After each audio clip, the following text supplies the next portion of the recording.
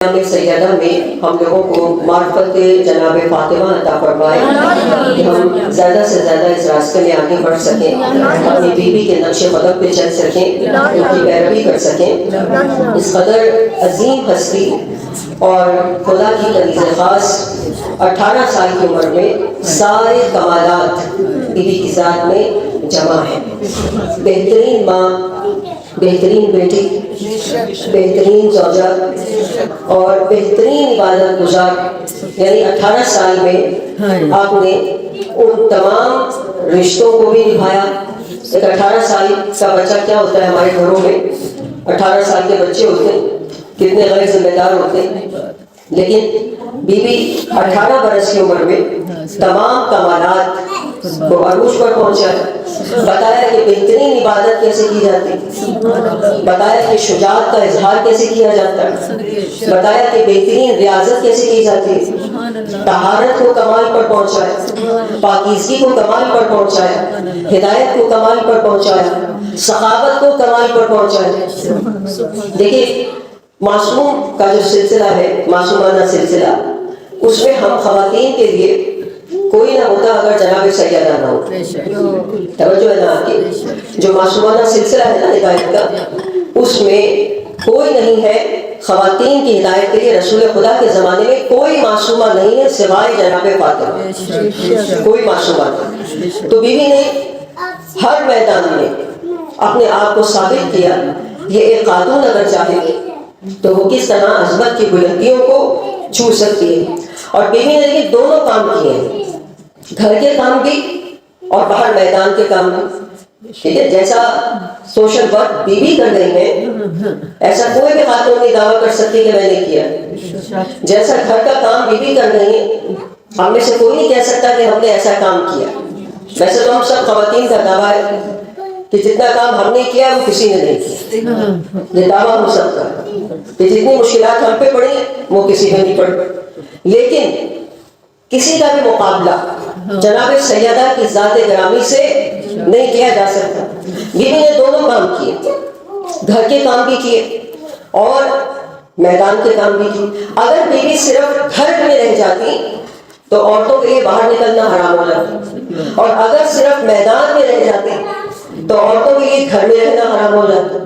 لیکن بیوی نے دونوں جگہ پر بتایا کہ دونوں جگہ کو کس طریقے سے اپنا محاذ بنا کر کمال پر پہنچا جاتا ہے، دونوں جگہ پر ثابت کیا۔ کہا کہ بیوی نے کہا کہ عورتوں پر پابندی نہ لگاؤ۔ بیوی نے یہ بالکل بھی نہیں پیغام دیا کہ آپ خواتین گھر سے نہ نکلو، جتنا چاہو نکلو، لیکن ایک پیغام یہ دیا ساری دنیا کی عورتوں کو، خصوصاً جو آپ کی پیروکار ہیں، کہ گھر سے باہر نکلو، اسلام سے باہر نہ نکلو۔ گھر سے نکلو تو اسلام کو ساتھ لے کر جاؤ، اسلام گھر چھوڑ کر نہ جاؤ۔ کسی معصوم نے نہیں کہا، اللہ کے رسول نے نہیں کہا، نہ بیوی نے پیغام دیا کہ عورتوں پر پابندی لگاؤ، کسی نے پابندی نہیں لگائی۔ کہا کہ بس گھر سے باہر نکلے، قرآن سے باہر نہ نکلے۔ قرآن جو ہے وہ بیسیکلی شریعت کی کتاب، قرآن کتاب شریعت ہے، اس میں خدا کے قانون اس کے اندر بیان کیے۔ جو لوگ مجتہدین کو اکثر غلطی سے، غلط فہمی، نادانی سے برا بھلا کہہ دیتے ہیں، جب وہ کوئی شریعت کا حکم آپ کو بتاتے ہیں تو ان کو برا بھلا کہہ دیا جاتا ہے کیونکہ قرآن سے واقف نہیں۔ قرآن پڑھیں، یہ سارے شریعت کے حکم قرآن میں موجود ہیں۔ 500 احکام تو صرف سورہ بقرہ میں موجود ہیں شریعت کے، پڑھ کے دیکھیں قرآن پہ، صرف سورہ بقرہ میں۔ ابھی باقی قرآن کا عالم کیا ہوگا، ٹھیک ہے؟ تو قرآن پڑھیں، وہ آپ کو بتائے گا کہ جتنے بھی احکامات آپ کے اوپر آتے ہیں وہ سب قرآن سے ہی آ رہے ہیں، قرآن کے بعد کچھ بھی نہیں۔ تو بیوی نے بتایا کہ باہر نکلو، لیکن قرآن سے باہر نہ نکلو، مطلب شریعت کے دائرے سے باہر نہ نکلو۔ تاکہ ایک عورت، ایک خاتون اگر قرآن کے، اسلام کے دائرے میں رہتی ہے تو دنیا میں کہیں بھی چلی جائے کوئی مذہب، کوئی معاشرہ اسے گھیر نہیں سکتا، وہ ہر جگہ کامیاب ہو۔ ٹھیک ہے، تو اب آپ دیکھیے کہ بیوی کی جو زندگی ہے، اگر ہم اس کا مطالعہ کریں تو جو چیز ہائی لائٹ ہو رہی ہے، جو سب سے اوپر آ رہی ہے، وہ ہے ہدف ہے کہ خدا کی ذات تک کیسے پہنچا جائے. ہر چیز میں ہم جو کچھ بھی اپنی ایک دن کے اندر روٹین میں انجام دیتے ہیں، خود سوچ کے بتائیے کہ کتنا اس میں ہدف ہوتا ہے کہ خدا کی ذات ہدف ہے. سوچیے ذرا کتنا آپ کا مقصد ہوتا ہے. ابھی گھر سے چلے نا آپ مجلس کے لیے، کوئی ہدف ہے، ٹھیک ہے، کوئی مقصد تھا، کس لیے جا رہے ہیں، کس کے لیے جا رہے ہیں، کوئی نیت تھی. لیکن بیوی کی زندگی میں چھوٹا کام ہو بڑا کام ہو، ہدف کیا ہے؟ ذات خدا، ذات پروردگار، یہ ہدف ہے.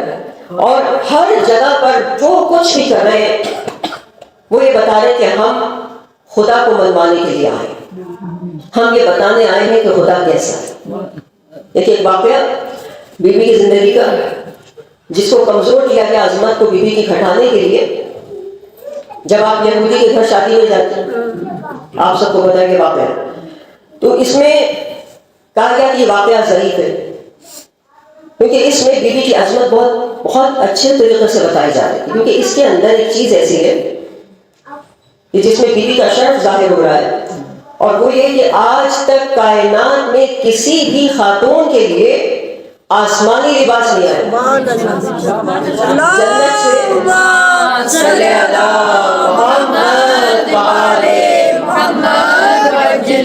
آسمان سے عورت تو آئی ہے جناب حبا، لیکن وہ بے لباس آئی تھی. اگر آپ کو جانا، آسمانی لباس پہن کے چلنے کا جو شرف ہے وہ صرف جناب فاطمہ زہرا.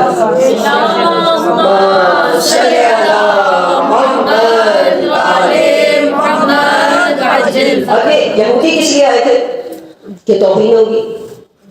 اب یہاں خدا کا نظام ایسا ہے کہ کوئی اگر چاہ رہا ہے کہ توہین ہوگی، ادھر وہ انتظام کر رہا ہے کہ توہین ہوگی، وہ پیبند لگے لباس میں آئیں گی. کیونکہ انہوں نے سنا ہوا تھا کہ سیدہ کی چادر میں اتنے پیبند ہیں، ان کے لباس ایسا ہے، ان کے پاس کچھ نہیں ہے، کوئی مالی دنیا نہیں ہے. ادھر خدا ان کی عزتوں کا انتظام کر رہا ہے، خدا ان کی عزت بڑھانے کا انتظام کر رہا ہے. اور جب رسول خدا نے آ کے کہا کہ جانا ہے، تو کہا کہ بابا یہ لباس اور یہ میرے پاس تو کچھ نہیں. کہا بیٹی میری تمنا ہے. تو پھر کوئی جواب نہیں دیا. کہا بابا جیسے آپ کی خوشی. بتایا کہ بیٹی کتنی اطاعت گزار بیٹی کو ہونا چاہیے، اور جب وہ اطاعت گزاری کرے تو خدا بھی راستے کھول دیتا ہے. لیکن یہاں یہ ایک پیغام. اور جب بیوی چلی تو جبرائیل آسمانی لباس لے کر آ گئے. دو چیزیں آئیں، ایک لباس آیا اور ایک جنت کی خوشبو آئی. اور وہ خوشبو ہوتی ہے جو اس وقت اس مارکیٹ میں موجود نہیں تھی. اور جب بیوی وہاں پر داخل ہوئی اس لباس کے ساتھ اور اس زیورات کے ساتھ، اب وہ اس وقت اس مارکیٹ میں نہ ویسا کپڑا تھا نہ ویسی خوشبو تھی. اب وہاں پتہ چل گیا کہ ملکہ دولت کون ہے اور ملکہ جنت کون ہے. اللہ اکبر، یا رسول اللہ.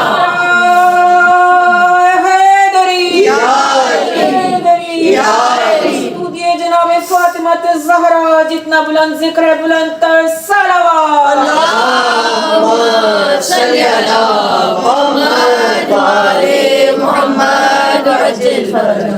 اب جیسے ہی داخل ہوئی بیوی، اور وہ عورتیں جو 500 یہودی عورتیں، جب انہوں نے دیکھا بیوی کو تو نہ انہوں نے ایسا لباس دیکھا تھا نہ ایسی خوشبو دیکھی تھی. نتیجہ کیا ہو کہ آنکھیں خیرہ ہوئی، حسد آسمان پہ پہنچا اور بے ہوش ہو کے گرنے لگے. اب دیکھیں بے ہوش ہوئی تھی، مری تو نہیں تھی، ہوش میں تو آنا تھا. ٹھیک ہے، ایک ایک کر کے سب ہوش میں آتی رہی.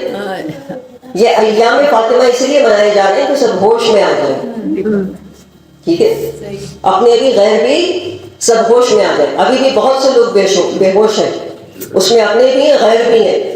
بہت سارے عقیدے بے ہوش ہیں، بہت ساری قومیں بے ہوش ہیں، بہت لوگ بے ہوش ہیں. اب اس وقت کیا ہوا کہ جیسے جیسے ہوش میں آتی رہی وہ، جس کو ہوش آ رہا فاطمہ کے قدموں میں، جس کو ہوش آ رہا فاطمہ کے قدموں میں. اور ایک بات کر رہی ہے، جو بھی ہوش میں آ رہی ہے بیوی، وہ دیکھ رہی کہ دلہن مر چکی ہے، دلہن مر چکی تھی. ٹھیک ہے، باقی لوگ بے ہوش ہوئے تھے، روایات کے مطابق دلہن مر چکی تھی. اور ہر عورت یہ کہہ رہی کہ بیوی اسے زندہ کر دیجیے، بیوی دلہن کو زندہ کر دیجیے. تو آئیے ان سے پوچھیے، کہہ رہے تمہارا کوئی نہیں ہے؟ ٹھیک ہے، یہودی ہے نا، توجہ ہے نا آپ کی، بے شک تمہارا کوئی نہیں ہے، جاؤ ان سے کہہ دو کسی سے کہ زندہ کر دے. یعنی اتنا عقیدہ کرامت ان یہودی عورتوں میں تھا کہ اگر زندہ کر سکتا ہے تو فاطمہ بنت محمد. بے شک اتنا تو عقیدہ وہ لوگ رکھتے تھے جو مسلمان بھی نہیں تھے کہ اگر زندہ کر سکتی ہیں تو فاطمہ بنت محمد. اب جب سب نے یہ کہا کہ بی بی دلہن کو زندہ کر دیجئے تو بیوی نے کہا مصلی لاؤ. اب آئیے بیوی سے پوچھیں گے بیوی آپ تو صاحب کرامت ہیں، انگلی اٹھائیے زندہ ہو جائے. کہا اگر یہودی کے گھر میں نہ ہوتی تو ضرور انگلی اٹھا کے زندہ کر دے. کہا اگر انگلی اٹھا کے زندہ کر دوں تو میں سمجھ میں آؤں گی، خدا سمجھ میں نہیں آئے، اور ہم خود کو منوانے نہیں آئے، ہم خدا کو منوانے آئے. نعرہ تکبیر، نعرہ رسالت، نعرہ حیدری، حیدری کی عظمت پہ بلند تر صلوات. اللہم صلی علی محمد.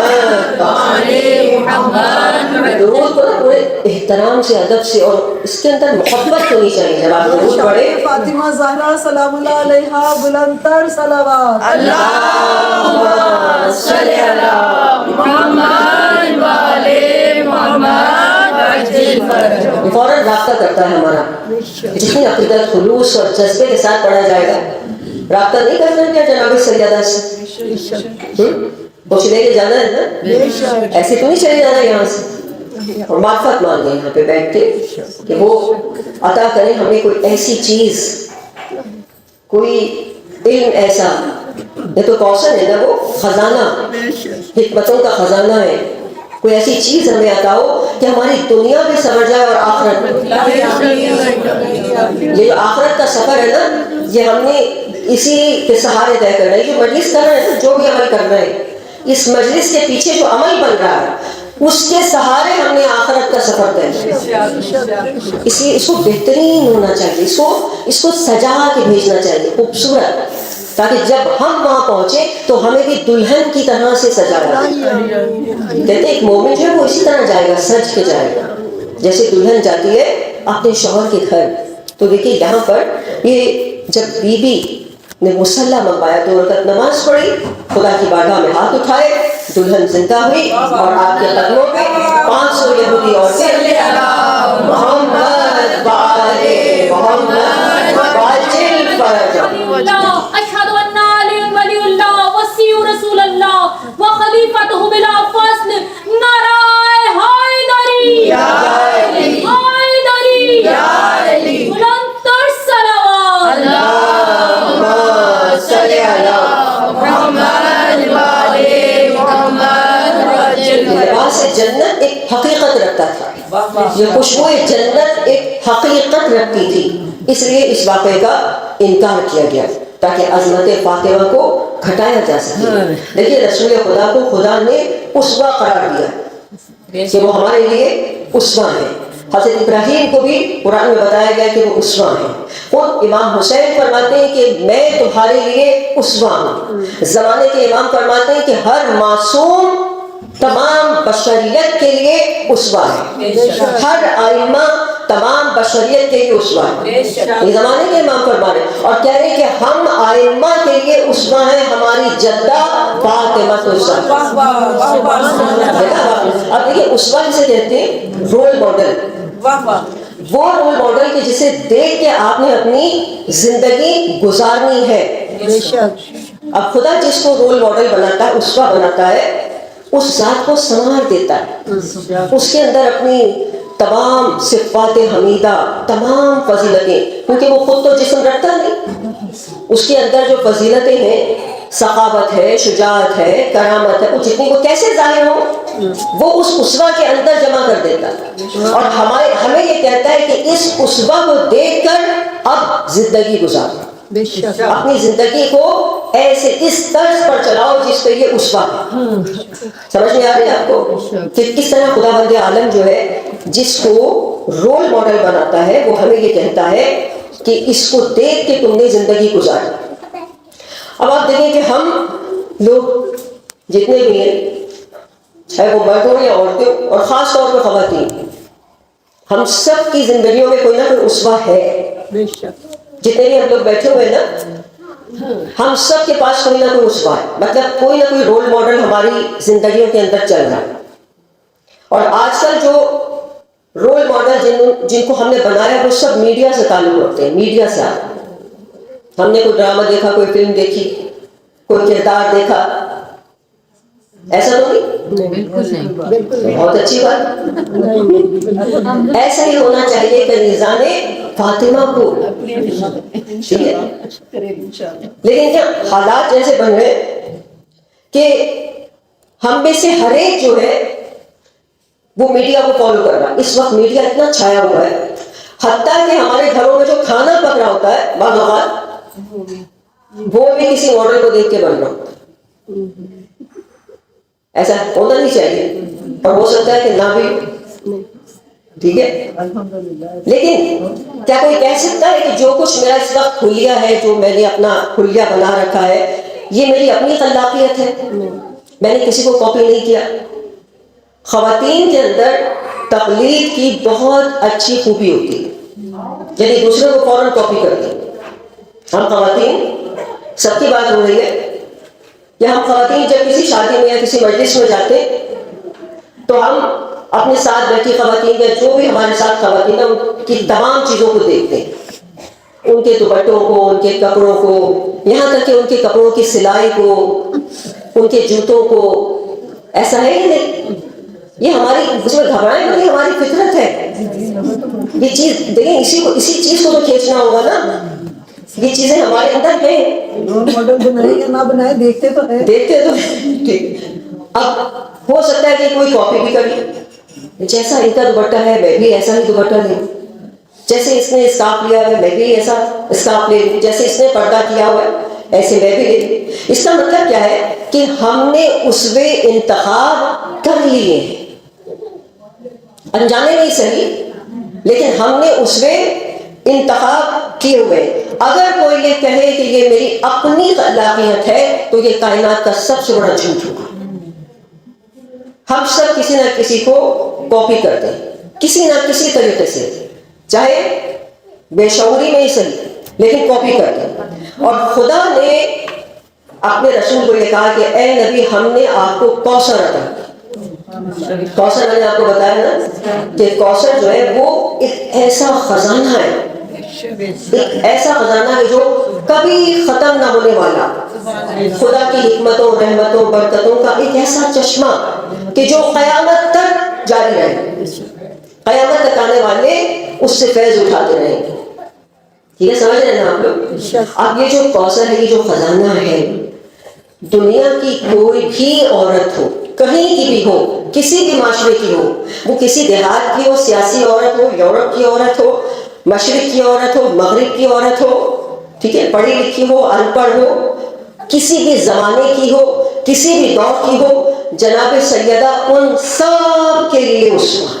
سمجھ آ رہا ہے آپ کو؟ کوثر وہ خزانہ جو ہر دور میں وہ خزانہ تقسیم ہوتا ہے، ہر دور کی عورت جناب سیدہ سے الہام لے سکتی ہے. ہر دور کی عورت، کتنی بڑی بات ہے، ہر دور کی عورت.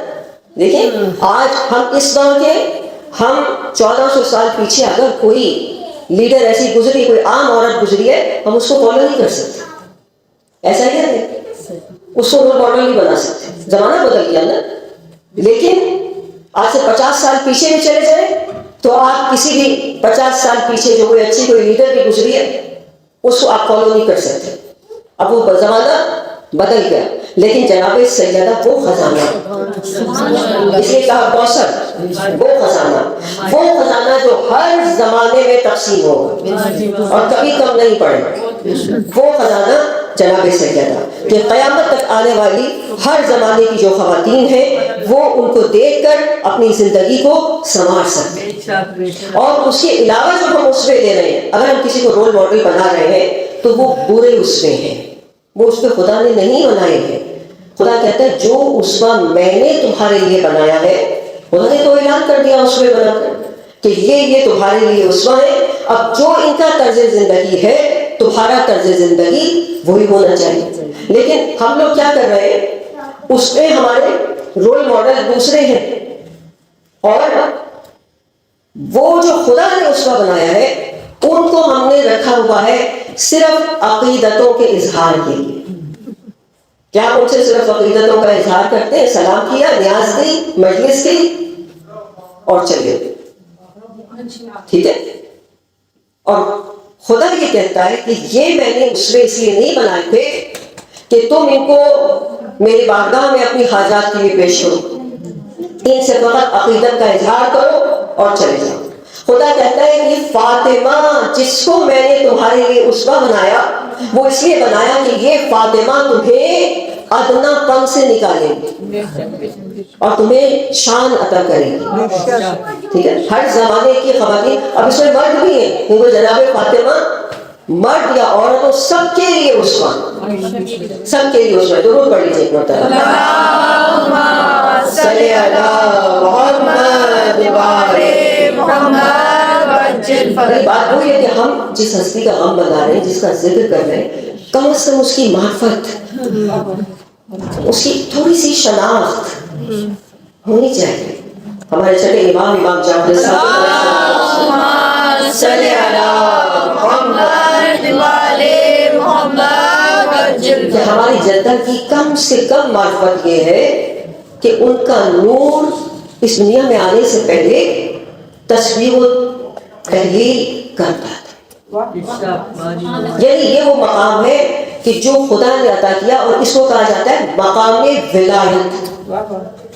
جبھی تو جب وہ آتی تھی رسول خدا کھڑے ہوتے تھے. سمجھ میں آ رہی ہے آپ لوگوں کو, یعنی کم سے کم معرفت یہ ہے. اب دیکھیں دنیا بہت بڑی گیم نہیں ہے یہاں پر ہماری ساتھ, بہت چھوٹے چھوٹے معاملات ہیں, مطلب اتنی زندگی نہیں ہے. کوئی بھی اتنی بڑی زندگی گزار کے نہیں جانا, ایک دن جانا ہے, کوئی زیادہ کام یہاں پر نہیں ہے. لیکن یہ مجھے دیکھنا ہے کہ مجھے کیا چیز بچائے, دیکھنا یہ کیا چیز مجھے زندہ رکھے گی, وہاں کیا چیز. یہاں تو آپ زندہ ہیں ابھی, خدا زندہ رہے سلامت رکھے, لیکن وہاں مجھے کیا چیز زندہ رکھے گی جہاں سب مردے اٹھائے جائیں, اور وہ ہے عشق اہل بیت, ولایت اہل بیت. آپ نماز پڑھیں, روزہ رکھیں, لیکن اگر ولایت اہل بیت نہیں ہے, امام تو یہی فرما رہے کہ تم بے شک اپنی صبح شام کرتے رہو, پورا دن روزے میں گزار دو, پوری رات عبادت میں گزار دو, لیکن اگر ولایت اہل بیت نہیں ہے تو کچھ بھی نہیں. یہ ولایت کیا ہے؟ علامہ امینی کے جنہوں نے الغدیر کتاب لکھی ہے, ایک وزیر کا بیٹا ان کے زمانے میں بیمار ہو گیا, ڈاکٹرز نے جواب دے دیا. اس وزیر نے علامہ امینی کو ایک خط لکھا اور کہا کہ آپ اپنے جس مولا کا ذکر کرتے ہیں, جس کا آپ اتنا پرچار کرتے ہیں, ان سے کہہ کے میرا بیٹا واپس دے دو. اب انہوں نے وہ جو پرچہ آیا تھا اس کے پچھلے صفحے پہ بسم اللہ لکھی اور لکھ دیا کہ تمہارا بیٹا تمہیں واپس مل گیا, جاؤ. اور خود وہ قاصد کو وہ لیٹر دے کے بھیج دیا, خود اپنی آبا اڑی اور نجف میں مولا کے روزے پر جا کے کہا کہ مولا میری عزت رکھ لیجیے گا کہ میں یہ ضمانت دے چکا.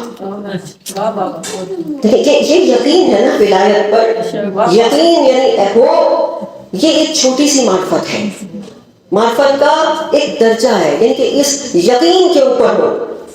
اب جب اگلے دن وہ ہاسپٹل گئے, اس کے ٹیسٹ انہوں نے کہا کیا آپ نے کیا, یہ تو ختم تھا. اس کو کہا جاتا ہے یہ ولایت ہے.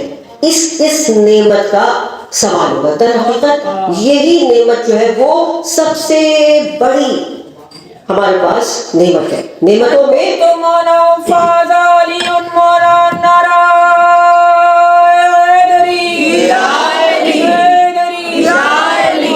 کائنات پہ جن کا ذکر کرنا عبادت, باواز بلند تر صلوات.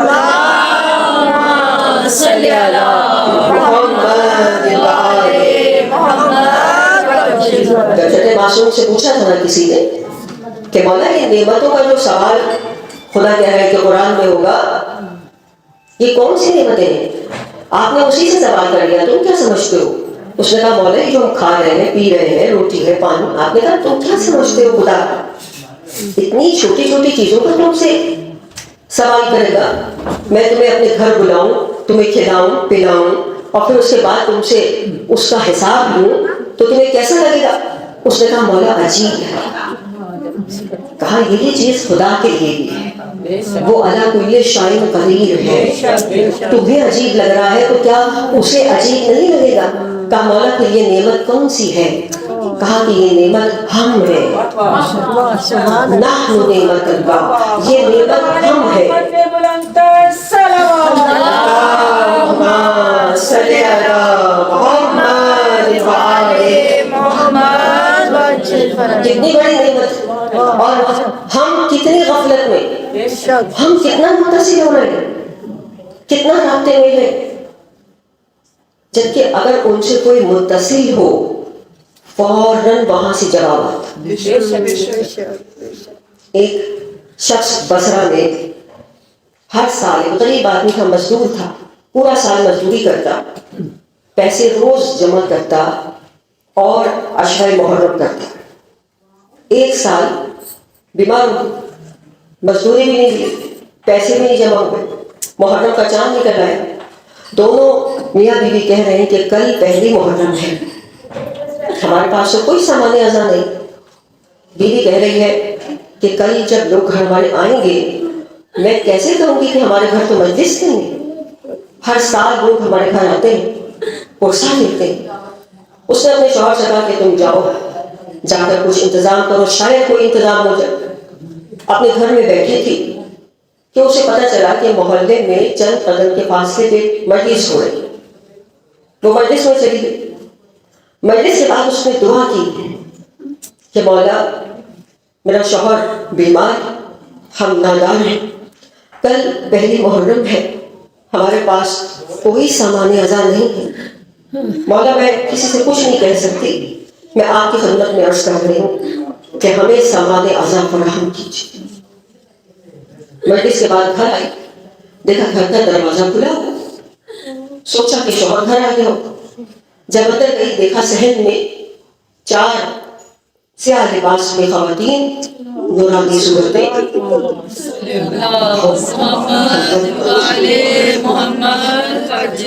اور وہ گھر میں کام کاج میں مصروف ہے. کوئی بیوی پانی بھر رہی ہے، کوئی جھاڑو دے رہی ہے، کوئی آٹا خمیر کر رہی ہے، کوئی تندور روشن کر رہی ہے. بڑی حیران ہوئی کہ یہ سب میرے گھر میں سامان ازاں کر رہے ہیں، یہ کون لوگ ہیں؟ کہا کہ آپ کون ہیں؟ ان میں سے خاتون نے کہا کہ میں مریم مادر عیسیٰ ہوں، یہ حوا زوجہ آدم ہے. کہا کہ یہ ہاجرہ مادر اسماعیل ہے، اور یہ خدیجہ زوجہ پیغمبر ہے. اللہم صلی علی محمد وعلی محمد. کہا آپ لوگ کیا کر رہے ہیں؟ کہا کہ ہم تمہارے گھر میں سامان ازاں مہیا کر رہے ہیں. ابھی کہتے کہ اچانک اس کی نظر اپنے گھر میں وہاں پڑی کہ جہاں ذریعہ اقدس رکھی. کہا دیکھا کہ ایک معظمہ بالوں کو بکھرائے، سر پر رہنا، منہ پر خاک بھری ہوئی، اور ایک تابوت کو کلیجے سے لگائے اس طرح سے گریہ کر رہی ہے، اس بے قراری سے گریہ کر رہی ہے کہ وہ مومنہ کہتی کہ میں خود بھی رونے لگی. کہا میں ان کے قریب گئی، میں نے کہا کہ اے معظمہ آپ کون ہیں؟ کہا کہ میں اس مظلوم کی ماں ہوں جس کے لاشے پہ رونے والا سوائے صحرائی جانوروں کے کوئی نہیں تھا، جس کا لاشا 3 دن بے سر کربلا کے میدان میں بے غسل و بے کفن پڑا تھا. کہا کہ میں وہ میرے شیلا کے جو میرے بیٹے کا غم بناتے ہیں، اس کے غم میں مجلس کرتے ہیں، میں ان کے لیے سامان ازاں فراہم کرتی ہوں اور گریہ میں ان کی مدد کرتی ہوں. اب یہ مومنہ اتنا گریہ کرے، بیوی کے قدموں پہ گری. ایک بار بیوی نے اس کا سر اپنی آغوش میں رکھا اور کہا کہ اے مومنہ خوشحال تیرا کہ تو میرے بیٹے کی صفِ عزا بچھاتی ہے. میں روز محشر تیری شفاعت کروں گی اور جب تک جنت میں داخل نہیں ہوں گی جب تک تو جنت میں داخل نہیں. یہ توسل ہے, یہ ہے ہم کتنا متصل ہیں, ہم کتنی معرفت رکھتے ہیں. لوگ مولا علی کو نہیں پہچان پائے. جناب فاطمہ کا درد کیا تھا بات رسول. لوگ علی کو نہیں پہچان پائے, لوگ فاطمہ کو نہیں پہچان پائے. مولا علی رات کے اندھیروں میں جناب فاطمہ کو لے کر مدینے کے ایک ایک گھر پر جاتے تھے اور میری بیوی ٹوٹی پسلیوں کے ساتھ مدینے کے ایک ایک گھر پر جاتے تھے. دیکھیں معرفت نہیں تھی, لوگ پہچانتے نہیں تھے. آج ہمارے اپنے اور کچھ غیر بھی کیونکہ معرفت نہیں ہے نا, ایک سوال کر دیتے ہیں کہ اس وقت مولا دروازے پہ کیوں نہیں آئے, کیوں اس وقت مولا خاموش ہے. معرفت نہیں ہے. ہم اس لیے یہ کہ بہت بڑے بڑے جملے ہیں کیونکہ ہم معرفت نہیں رکھتے, ہم صحیح طرح متصل نہیں ہو پا رہے, اس لیے ہم وہاں تک پہنچ ہی نہیں پاتے. کہیں ایسا نہ ہو کہ زمانے کا امام کھڑا ہوا دستک دے رہا ہو جیسے علی دستک دے رہے تھے. اس وقت لوگ غافل تھے. یہ ہمارے ساتھ بھی ہو سکتا ہے کہ زمانے کا امام دستک دے رہا ہو اور ہم غافل ہو, ہم آنکھ بچا کے چلے جائیں. آپ کو پتا کہ اس زمانے میں بھی ایسے جوان ہیں جو انہوں نے کہا کہ اگر ہم ہوتے تو بیوی کا دروازہ جل نہیں آتے. ایران عراق کے جو شہید ہیں پتا آپ کو ان کے جسموں پہ کیا لکھا ہوا تھا؟ ان کے جسموں پہ لکھا ہوا تھا یا شہادت یا زیارت. آسان نہیں ہے یہ آسان بالکل بھی نہیں ہے. ان شہداء کے سردار آپ کو پتا ہے کون ہے؟ سید الشہداء امام حسین ہے. اور جو شہداء کا سردار ہو اس کے چاہنے والوں کو کیسا ہونا چاہیے, اس کے چاہنے والوں کے اندر کتنی تڑپ, کتنی لگن, اور ان چاہنے والوں کو کتنا متصل ہونا چاہیے. تو بیوی ولایت کی خاطر رات کے سناٹوں میں جاتی تھی لوگوں کے دروازوں پر. لیکن اصل مسائل جو ہے نا اس وقت روحانی مسائل بھی ہیں, جسمانی مسائل بھی ہیں. لوگ جو گریہ کرتے ہیں نا جسمانی مسائل پہ زیادہ کرتے ہیں. دروازہ گرا, بیوی کا پہلو شکستہ ہوا, یہ جسمانی مسائل ہیں, جسم کی تکلیفیں ہیں, پسلیاں ٹوٹی, یہ جسم کی تکلیفیں ہیں. لیکن روحانی تکلیفیں اس سے زیادہ تھیں جن کی تکلیف فاطمہ کو زیادہ تھی. لوگ علی کو سلام نہیں, ایک تو یہ اذیت ہے سمجھ رہے ہیں آپ, لیکن اس سے بڑی اذیت کیا ہے کہ علی سلام کر رہے ہیں جواب نہیں دے رہے. یہ اذیت ہے. اور بتاؤ آپ کو روحانی اذیت کیا ہے کہ مدینے والے آ کر یہ کہیں کہ فاطمہ دن کو روئے یا رات. اذیت ہے, یہ اذیت ہے, روحانی اذیت, ایک تکلیف ہے. اور بیوی نے جب شہر سے باہر جا کے رونا شروع کیا تو امت نے وہ درخت کاٹ دیا جا کر جس کے سائے میں بیٹھ کر روتی تھی. اور جب ایک دن گھر آئی انسان حال برا, چہرے کا رنگ اڑا ہوا, اور علی کہہ رہے کہ فاطمہ آپ کو کیا ہوا؟ یاری امت نے وہ درخت کاٹ دیا جس کے نیچے بیٹھ کر میں بابا کو روتا. اس لیے تو کسی شاعر نے کہا کہ زندہ رہی تو باپ کو رونے نہیں دیا اور مر گئی تو قبر میں سونی. آپ کی آوازیں بلند ہو رہی ہیں, آپ کو پتہ ہے کتنا بڑا مقام ہے آپ کا. امام باقر ایک مجلس میں تھے اور مجلس کے فوراً بعد آپ نے مصلی بچھایا, 2 رکعت نماز پڑھی, ہاتھ اٹھائے, آپ باندھنے والے کی شکریہ کر رہے ہیں, جو لوگ رو رہے ہیں شکریہ کر رہے ہیں, ان کے لیے میں دعا کرتا ہوں. امام دعا دے رہے اس وقت آپ لوگوں کو, مجھے نہیں پتا کون سا امام دعا دے رہا ہوگا کیونکہ ان کی جدہ کی سب آزاد چاہیے, سب سے بڑھ کر زمانے کا امام. مجھے نہیں پتا, علماء لکھتے ہیں کہ وہ جو دروازہ تھا نا اس کے پیچھے ایک کیل تھی. جب دروازہ دبایا گیا تو وہ کیل دراصل بیوی کے پہلو میں جا کر اس طرح سے لگی کہ پہلو شکستہ ہوا, اور جب بیوی گری تو وہ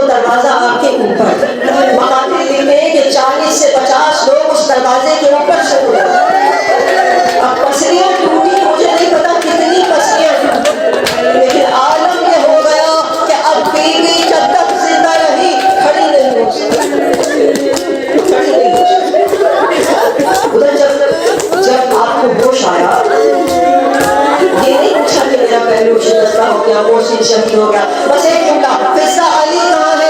بی بی علی کو تو لے گئے. ایک مرتبہ بی بی کہوی سے باہر قدم رکھا، دیکھا علی کو لے کر جا رہے ہیں، علی کو لے کر جا رہے ہیں. اب بی بی نے ایک مرتبہ کہا علی کو چھوڑ دو، نہیں سنا. دوسری مرتبہ کہا علی کو چھوڑ دو، نہیں سنا. اب بی بی نے ایک مرتبہ بلند آواز سے کہا علی کو چھوڑ دو ورنہ میں اپنے بال کھول دوں. سلمان فارسی کہتے ہیں ابھی بیوی کے وقت کے جملے تھے کہ مسجد کی دیواریں اتنی بلند ہو گئی کہ گھوڑا اس کے نیچے سے نکل جائے، لیکن علی نے کہا فاطمہ اپنے سر سے ردا نہ اٹھا، فاطمہ اپنے سر سے ردا نہ اٹھا. شیخ عباس قمی کہتے ہیں عزاداروں کہ جب مولا کو لے کے جا رہے تھے، مولا کی کمر میں ایک پٹھا بنا ہوا ہے. اب جب گھسیٹ رہے تھے بی بی کا ہاتھ بڑا اور اس پٹھے میں آ گیا. بی بی نے وہ اتنی مضبوطی سے وہ پٹھا تھام رکھا تھا، 10 لوگ ادھر سے کھینچ رہے تھے، ادھر سے بی بی کھینچ رہے. ایک ایسا قیامت کا منظر تھا، ادھر سے بی بی کھینچ رہے ہیں. شیخ عباس قمی کہتے ہیں کہ بی بی کے پیر زمین پر خط کر رہے تھے. ادھر سے 10 افراد اپنا زور لگا رہے ہیں. ایک مرتبہ ایک شخص آگے بڑھا، اس کے ہاتھ میں چمڑے کا تازیانہ تھا، اس نے وہ احاطت کی، اس کا تازیانہ چلا اور ایک مرتبہ سیدہ کا ہاتھ علی نے پٹے سے ہٹا اور بیوی کی آواز بلند ہوئی، کیا علی جاؤ اللہ کے حوالے، کیا علی اللہ کے حوالے. حضرتانوں آپ جن کے تو خدا رب عالم قبول کرے، بس آخری دعے دعا کرنا کہ قرصہ قبول ہو جائے. جب بیوی دربار میں گئے تھے نا، اس سے کہتے ہیں بیوی کی چال ایسی تھی جیسے رسول خدا چلتے. جب بیوی آئی نا دربار میں ایسے چال تھی. اور حضرت علی کہاں تھے اس وقت؟ اکثر بچے سوال کرتے تھے اس مولا کہاں تھے جب بیوی دربار میں تھے؟ علی کو چین نہیں تھا. علی کبھی گھر میں تھے، کبھی گھر سے نکل کے دروازے پہ آتے، کبھی گلی کے اس کونے پہ، کبھی گلی کے اس کونے پہ. سلمان فارسی کہتے ہیں مولا آپ گھر کے اندر بیٹھ جائیں. علی کہتے ہیں پتہ نہیں سلمان میری زہرا پہ کیا گزر رہی ہو. جب بیوی پہنچی نا مسجد کے اندر تو سب سے پہلے بیوی ایک مرتبہ بہن کی بلند آواز سے کریا کیا. تو مولا نے بعد میں پوچھا فاطمہ میں نے سنا کہ تم پہلے روئی تھی خطبے سے پہلے، تم نے کریا کیا. کہا علی میں آپ کو کیا بتاؤں کہ جیسے ہی میں اندر داخل ہوئی مجھے ایک دھچکا لگا، مجھے صدمہ ہوا کہ کسی نے میرا احترام نہیں کیا، کوئی کھڑا نہیں ہوا. کہا یا علی کسی نے میرا احترام نہیں کیا، میں نے برداشت کیا، لیکن یا علی اس سے بڑی بات ہو گئی. کہا کہ بطول کیا ہو گیا؟ کہا کہ علی انہوں نے کہا کہ فاطمہ تم صحیح نہیں کہہ رہی. یا علی اس چیز کا صدمہ مجھے زیادہ ہوا کہ مجھے جھٹلایا گیا، کہا مجھ سے ثبوت مانگا گیا. کہا آپ کے پاس کوئی ثبوت ہے؟ کہا میرے پاس میرے بابا کی تحریر ہے. کہا یا علی میرے ہاتھ میں تحریر تھی. کیسے یہ جملے ہزاروں پہ ماتم کرتے ہوئے سینے پہ ہاتھ رکھتے رسول خدا کو قرصہ دیتے ہوئے زمانے کے امام کو، اور سب سے زیادہ قرصہ کبھی میں نے سوچا نہیں، میں نے کبھی جملہ نہیں کہا، کبھی سوچا کہ ہم نے حضرت علی کو قرصہ دیا جو اس وقت سب سے جو بڑی قیامت گزری تھی وہ حضرت علی. کبھی سوچا جب آنکھ میں آنسو آیا کرے تو ضرور ڈالتے مولا کا قرصہ لے مولا آپ کا گھر اجڑ گیا. کہا یا علی مجھے کس بات کا غم ہے؟ مجھے جھٹلائے جانے کا صدمہ ہے کہ مجھے جھٹلایا گیا. عزاداروں میں ایک شخص آگے بڑھا، اس نے بیوی سے تحریر مانگی، بیوی نے نہیں دی. اب کیا ہوا؟ پھر مانگی، نہیں دی. اس شخص کا ہاتھ فضا میں بلند ہوا، اس نے بیوی سے تحریر چھینی اور اس کے ٹکڑے ٹکڑے کر کے زمین پر پھینک دیے. عزاداروں سیدہ زمین پر بیٹھی، سیدہ بیٹھ کر بابا کی تحریر کے ٹکڑے چننے لگی. ذاکر ہوا کرتے تھے عبد الحسین چاندی، وہ جب اس منزل پر پہنچتے تھے یہ والے مسائل جب پڑھتے تھے دربار میں تو ممبر پر بیٹھے بیٹھے وہ اپنی جیب سے کاغذ کے ٹکڑے نکالتے تھے، ان کاغذ کے ٹکڑوں کو زمین پر پھینک دیتے تھے اور پھر